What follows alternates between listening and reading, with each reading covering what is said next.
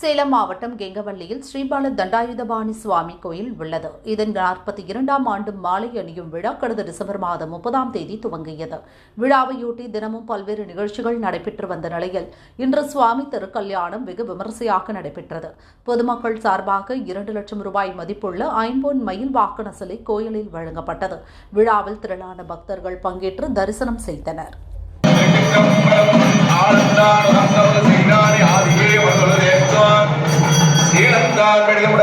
சந்திப்பார் ஏழாமார்